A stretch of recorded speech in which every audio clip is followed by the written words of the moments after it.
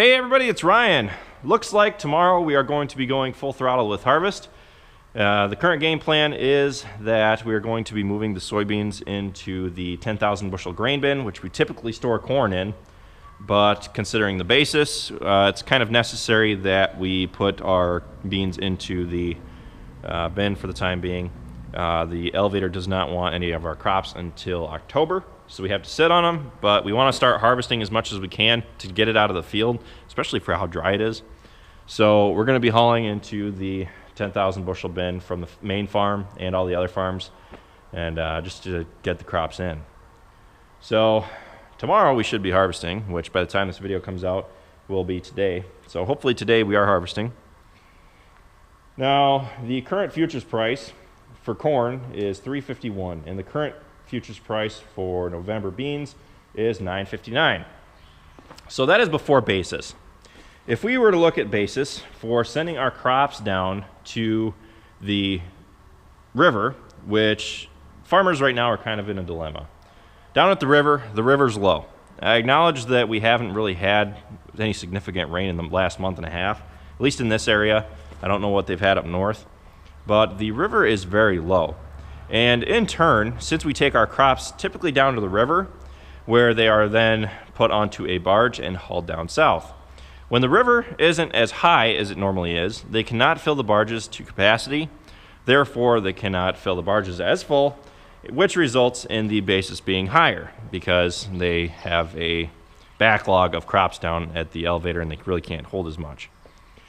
So we're kind of in a dilemma right now because the current basis for crops sent down to the elevator to go down the river is 80 cents.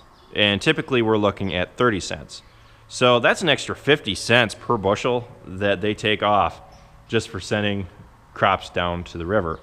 Luckily for us, a significant portion of our crops are pre-contracted and the basis is already locked in at 30 cents or whatever it was when we locked it in. I can tell you now, looking at the current cash corn price, which is $2.72, that if I were to sell all my crops for what the current prices are, I would be in the red this year. Which, who knows, I may end up being. We'll come to find out once we see what yields are. But right now, cash price for September corn is $2.72. And if we were to haul these beans straight down to the elevator tomorrow, we would be seeing $8.80 per bushel for soybeans. And that is 80 cents lower than what the futures price is.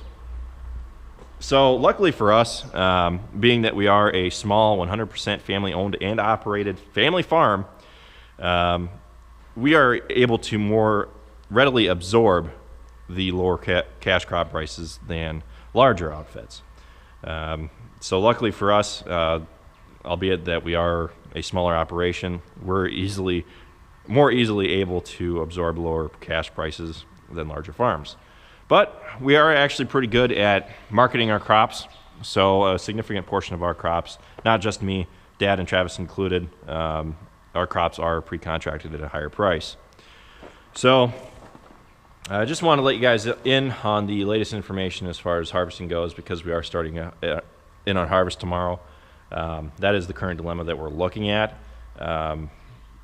Normally they'll let us start a few days earlier sending our crops down, which is why we would normally send our beans straight down to the elevator today, even though it's not October yet. But being that they are kind of stretched and they aren't able to haul as much out, we can't haul down there. So at times like this, it's a good idea to shop around and look for different places to send your corn and your beans. However, it is a good idea to keep in mind that the farther you send your crops, the higher freight you're looking at as well with fuel, and for us it's they charge a higher cost to go further. So anyway, I didn't want to make this video all about that. What I actually wanted to talk about was our handy dandy little toy that we got right before the farm day. So earlier this year I was contacted by a 16-year-old from Cuba City who lives on a dairy farm, or works on a dairy farm. I don't know about his personal living arrangements. But he contacted me and asked me if I was interested in a bucket hitch for the skid steer. And I said, you know what, sure, why not? he said he would build it at cost for me, which the at cost price was pretty low. And I recently contacted him and I asked him, you know, would you like me to share the information on these? I think it's pretty cool. If anybody else would be interested, if you're interested in selling them, maybe you could make something off of it. So his price for this bucket hitch is $250. And here she is. You may have seen it in some of our videos. I haven't really done a lot of talking about it because I haven't had a lot of time. Haven't gotten around to it, but I figured today would be the day where I discuss it a little bit.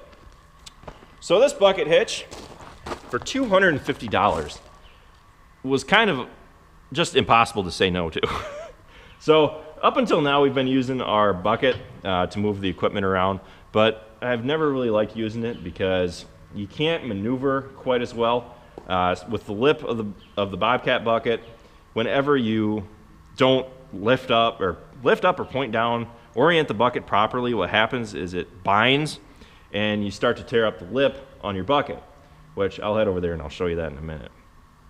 But this bucket hitch has two handy spots for hitch pins, which we've always kept them under the seat in the Bobcat. So right now they're kind of out in the open and we know that they're there. It's a nice little spot to not lose them.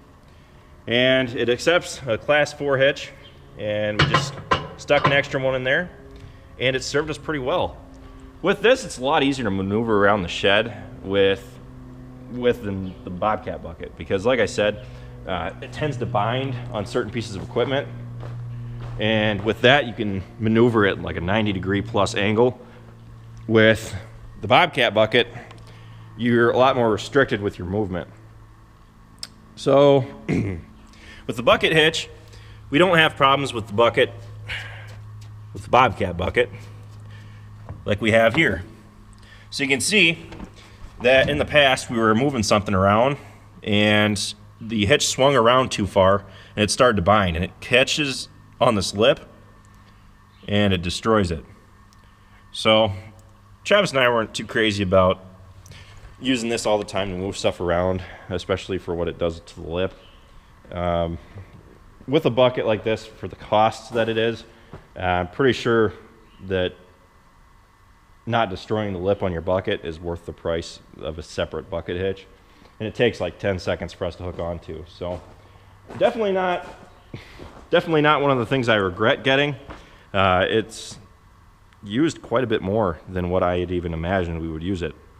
So I just wanted to share this because I'm a pretty broad supporter of entrepreneurship.